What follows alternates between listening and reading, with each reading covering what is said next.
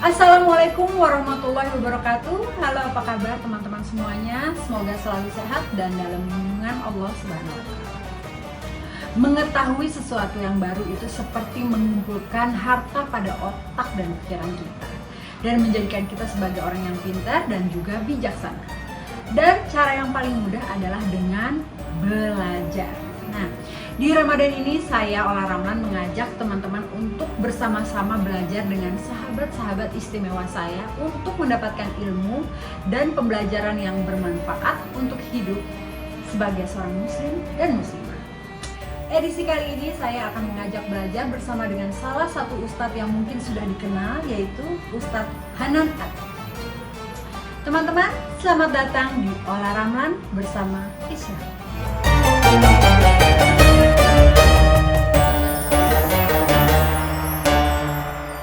Assalamualaikum Ustadz, kita mulai ya. Ya, waalaikumsalam warahmatullahi wabarakatuh.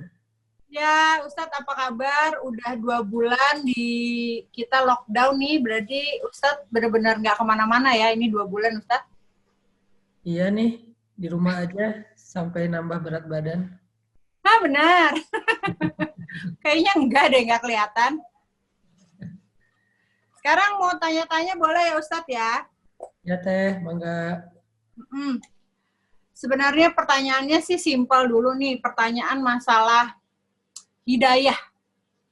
Menurut Ustadz itu, hidayah seseorang itu dicari atau datang sendiri Ustadz? Hidayah itu ada 2 Teh. Ada hidayah bentuknya syariah atau tuntunan. Ada hidayah bentuknya taufik atau perkenan dari Allah. Jadi ada tuntunan, ada perkenanan. Ini yang jarang dibahas secara detail. Kalau tuntunan, semua orang itu dapat hidayah bahwa Allah sudah menurunkan Al-Quran, kemudian mengutus Nabi SAW untuk memberi petunjuk kepada manusia mana jalan yang benar, mana jalan yang salah. Dan itu artinya hidayah dari Allah. Sehingga orang nggak bisa protes, saya nggak dapat hidayah. Udah ada hidayahnya, yaitu syariat, yaitu Islam, lewat dakwah para ulama, dan seterusnya. Itu namanya hidayah tuntunan. Kemudian ada lagi hidayah bentuknya taufik. Taufik itu Allah yang memilih siapa yang berhak untuk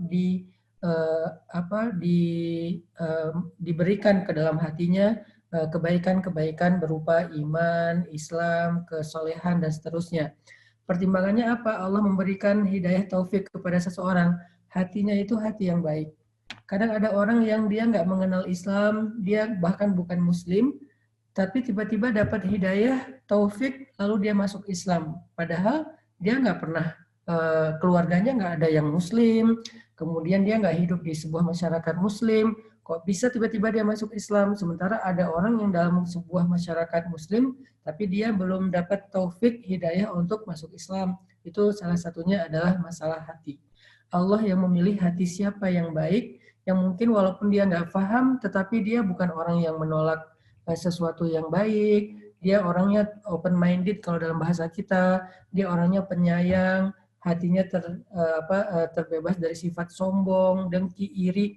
Biasanya hati yang seperti ini Allah berikan hidayah taufik untuk mengenal agama Allah. Kalau dia udah menjadi muslim cuman belum menjalankan Islam dengan baik karena tadi masalah lingkungan, dia tumbuh dalam sebuah keluarga dan masyarakat yang nggak terlalu Islami, maka suatu saat Allah yang akan memanggil lewat hatinya agar dia belajar Islam. Akhirnya dia mulai berhijab, akhirnya dia mulai sholat, akhirnya dia mulai meninggalkan dosa-dosa.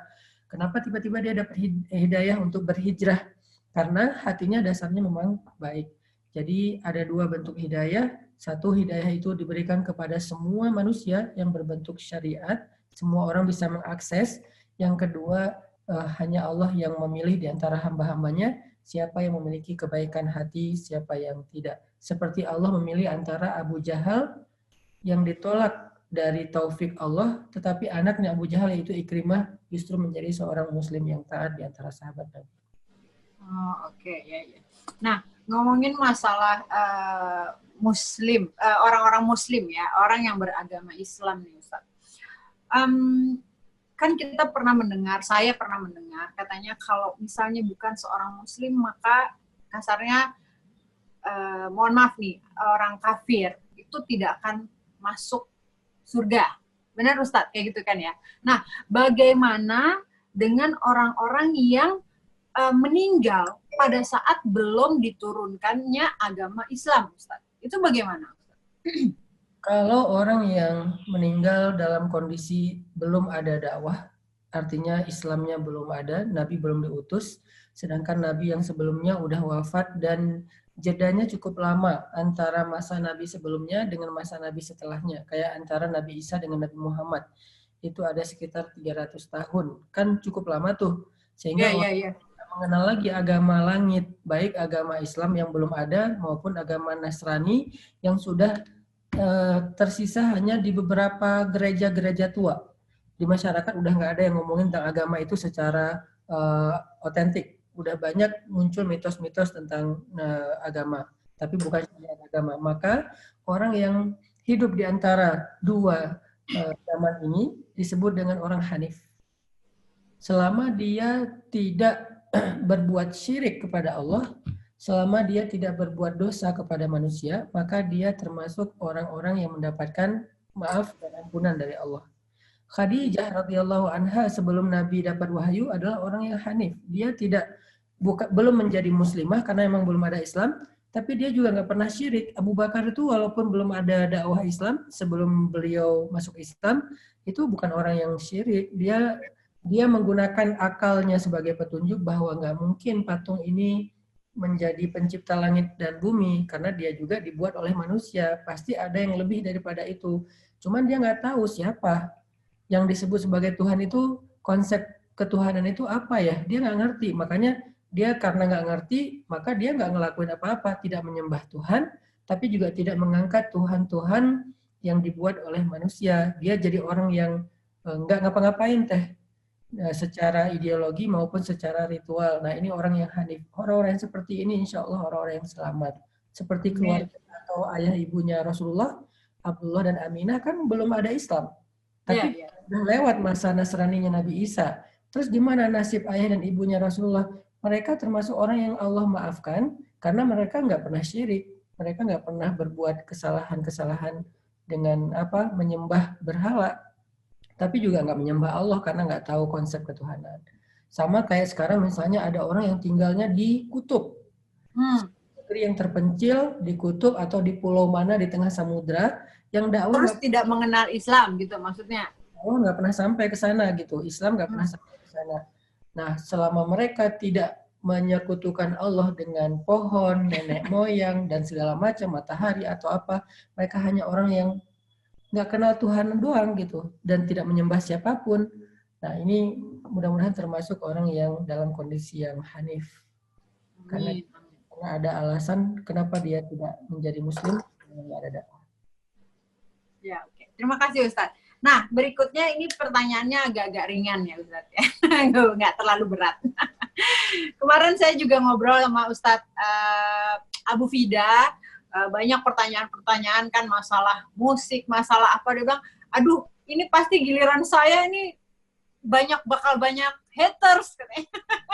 Soalnya pertanyaannya berat-berat. Nah, kalau Ustadz Hananataki ini nggak terlalu berat. Gini Ustadz, bagaimana nih kita ngomongin masalah puasa ya. Kan ada beberapa wanita yang memang pada saat, masa haid itu lama. Gitu. Nah, menurut Ustadz tuh di berapa hari dia bisa melakukan berpuasa atau sholat setelah berapa hari ya Ustadz?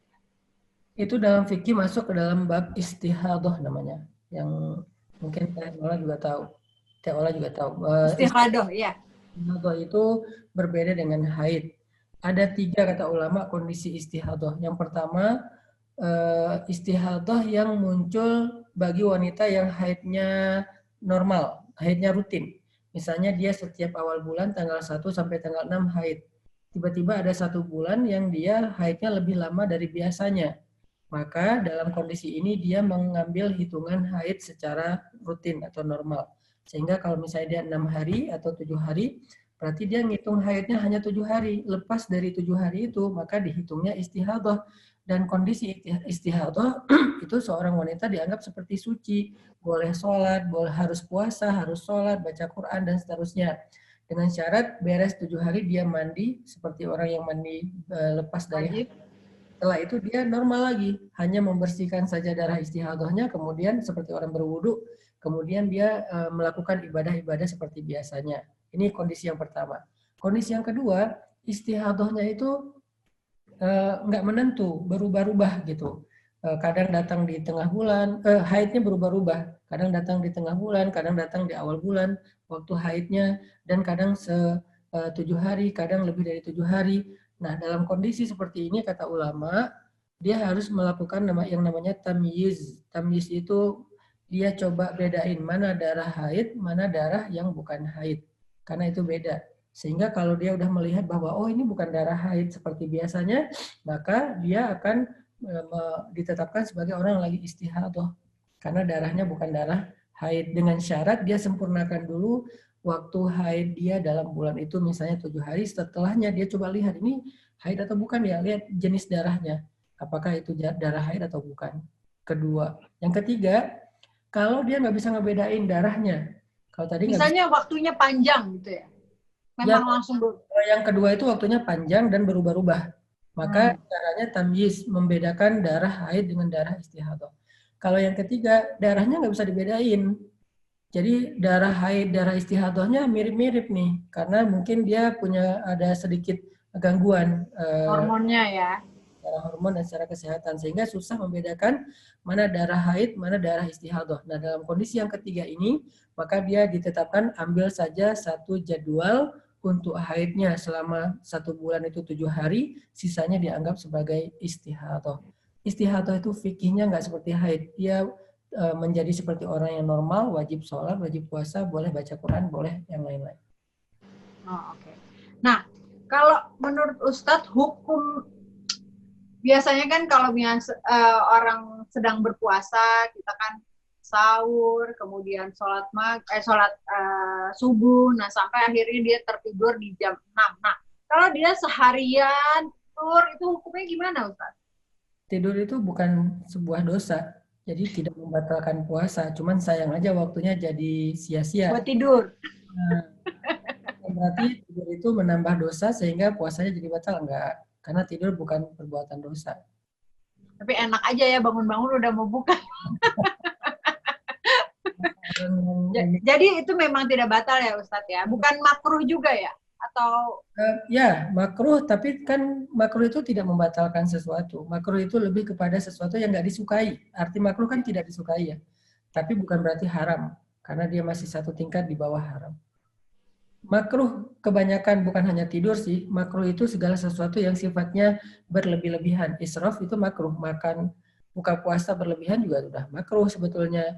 Kemudian kita ketawa berlebihan, artinya misalnya seharian ketawa kayak orang lagi ini misalnya lagi stres gitu kan juga makruh. Main berlebihan juga makruh, tapi selama itu masih wajib dibolehkan, mubah dalam bahasa Islam. Nah, sama halnya kalau misalnya kita berpuasa, tapi kita nggak sholat nih Ustadz.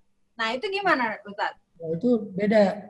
Sholat adalah salah satu rukun Islam. Wajib. Rukun Islam yang lain, kan rukun Islam itu ada 5 ya. Nah, ada sholat, ada puasa. Nah, kalau seseorang nggak sholat, dia secara fikih tidak membatalkan puasa. Jadi hari ini kita puasa, tapi nggak sholat zuhur atau nggak sholat subuh, puasanya sah nggak? Sah secara fikih. Tetapi secara pahala, maka puasanya akan berguguran pahalanya. Kenapa? Karena nanti di akhirat, yang pertama dihisab oleh Allah itu bukan puasa, bukan zakat, bukan haji, tapi sholat. Kata Nabi, kalau sholatnya benar, yang lain akan benar. Kalau sholatnya rusak, yang lain ikut rusak. Secara pahala, dia nggak dapat pahala. Tapi secara fikih, dia harus tetap berpuasa. Nggak boleh, aduh, gue tadi nggak sholat subuh, udahlah gue makan aja sekarang. Nggak boleh. Jadi tetap harus puasa sampai sore. Tapi ruginya nggak dapat pahala. Kan rugi ya. Puasa pahala nggak dapat. Gara-gara apa? Gara-gara tadi secara sengaja nggak sholat subuh. Sengaja ya. Tapi kalau nggak sengaja ya mudah-mudahan dia istighfar. Kalau ketiduran ya beda lagi. Ada yang nggak sengaja istiqomah gitu ya. Ya, nah hukumnya apa sih Ustadz kalau misalnya kita nih pada saat berpuasa berkumur? Atau kalau gibah sih kayaknya saya nggak perlu tanya ya. Kalau gibah kayaknya udah pasti nggak boleh ya Ustadz ya. Kalau berkumur, nah, pada saat berpuasa itu gimana Ustadz? Kalau kata ulama fikih, berkumur itu bukan sesuatu yang dilarang. Apalagi dalam berpuasa itu kita ada kewajiban untuk sholat dengan cara berwudu. Bukankah di situ juga kita berkumur-kumur? Hanya dengan syarat berkumurnya jangan nyuri-nyuri. Ada yang berkumur, nelan satu teguk gitu ya. Allah Maha tahu apa yang kita lakukan. Makanya kalau selama hanya berkumur saja dibolehkan. Tetapi kalau udah masuk dan memberikan rasa segar di tenggorokan kita, apalagi mengisi lambung, Sudah batal. Sudah pasti batal. Nah, kalau nyicipin makanan Ustadz, boleh nggak? Sebaiknya jangan, karena itu termasuk bab ihtiyati, menjaga-jaga, jangan sampai kita malah jadi keenakan. Iya. Nah, sebenarnya ngomongin kenapa Ustadz? Sorry maaf. Ya kalau ada rasanya dan tidak darurat nggak usah.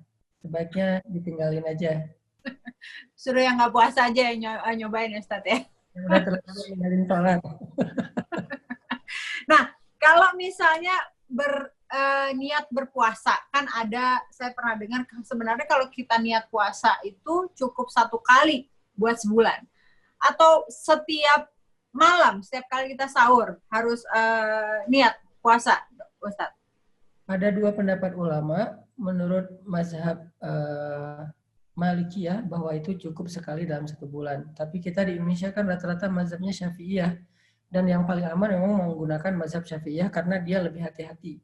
Lebih baik setiap malam kita berniat. Jadi habis tarawih aja niatin atau pas sahur niatin.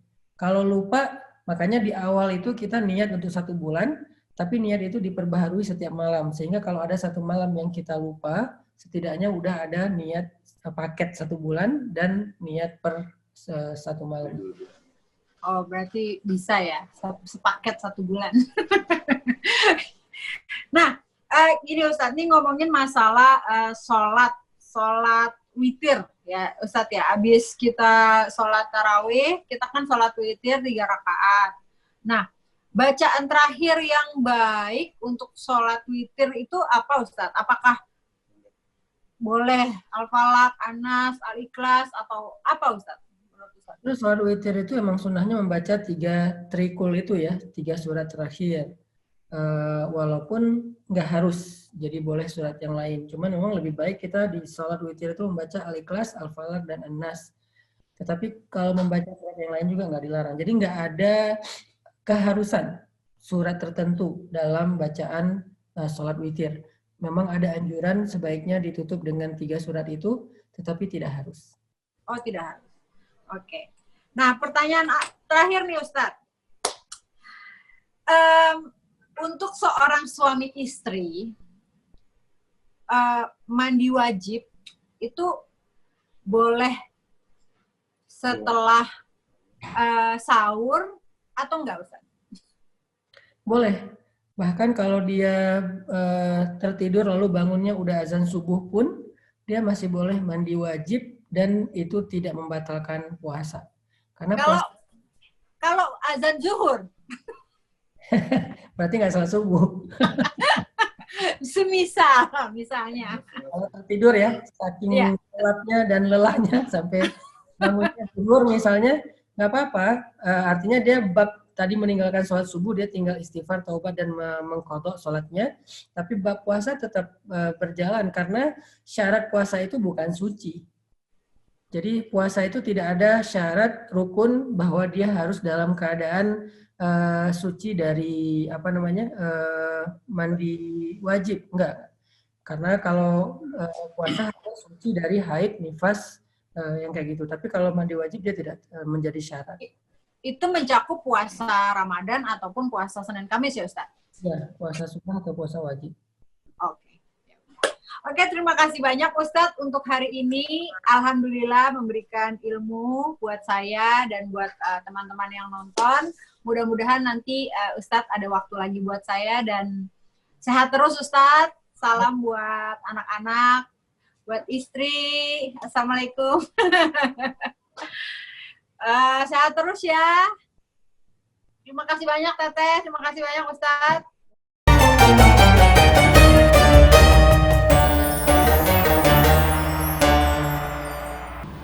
Alhamdulillah sudah selesai untuk hari ini dan saya percaya teman-teman bisa memilah dan memilih ilmu apa saja yang bisa menjadi hal terbaik untuk diambil dari pembelajaran kita hari ini.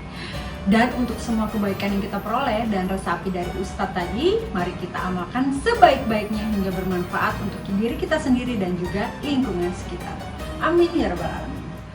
Terima kasih untuk hari ini dan jumpa lagi bersama saya Ola Ramlan bersama Islam. Wassalamualaikum warahmatullahi wabarakatuh.